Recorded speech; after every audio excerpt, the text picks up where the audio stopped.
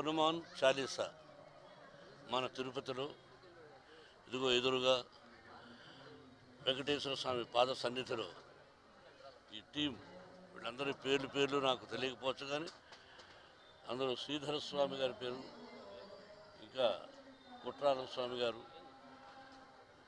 పెద్ద స్వామి గారు ఇక్కడే మన రాయల చెరువులో ఉంటారు. ఇంకా చాలామంది మఠాధిపతులు, పీఠాధిపతులు గొప్పవాడ సమక్షంలో హనుమాన్ చాలీసా మన తిరుపతి పట్టణంలో జరగడం అనేది మనందరికీ అదృష్టం. ఈరోజు నేనేం మాట్లాడినా అతిశయోక్తి అనుకుంటారు, కాదు. మనం ఈ మాత్రం భారతదేశంలో ధైర్యంగా మనం భరతమాత బిడ్డలం, భారతీయులం, హిందువులం అని చెప్పుకోవడానికి ఒక్క భారత ప్రధాని మోడీ గారు ఒక్కరే చాలు. ఆయన లేకపోతే ఈ పొజిషన్ ఉండేది కాదు.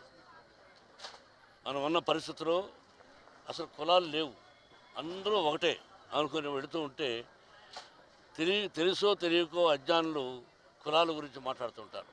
కానీ మన భారత ప్రధాని ప్రతి ఒక్కరూ ఒకటే, మనకు కలిసి ఉండాలి అని చెప్పి ఇటువంటి ప్రోగ్రాములు, అక్కడ అయోధ్య అదొక చరిత్ర, ఆయన చేస్తున్నవి ఎన్నో ఉన్నాయి.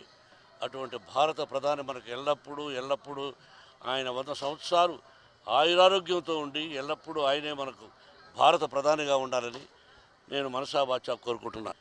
నేను పార్క్ హయాత్ హోటల్ కలిసి మా కుటుంబం అంతా, సార్ మీరు భారత ప్రధాని కావాలని కోరుకుంటున్నాను అన్నాం. ఎందుకు అన్నాడు.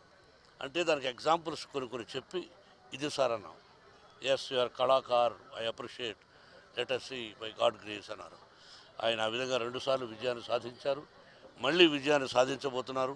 ఇటువంటి ప్రోగ్రాములు మరెన్నో జరగాలని, భారతదేశం సుభిక్షంగా ఉండాలని హృదయపూర్వకంగా కోరుకుంటూ మకర సంక్రాంతి శుభాకాంక్షలు, కొత్త సంవత్సరం శుభాకాంక్షలు మీకు, మీ యాజమాన్యానికి కూడా, కార్మికులకు కూడా.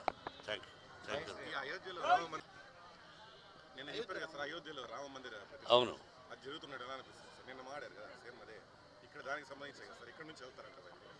నాకు ఇన్విటేషన్ వచ్చింది, వెళతానా లేదా అని ఆలోచిస్తున్నాను.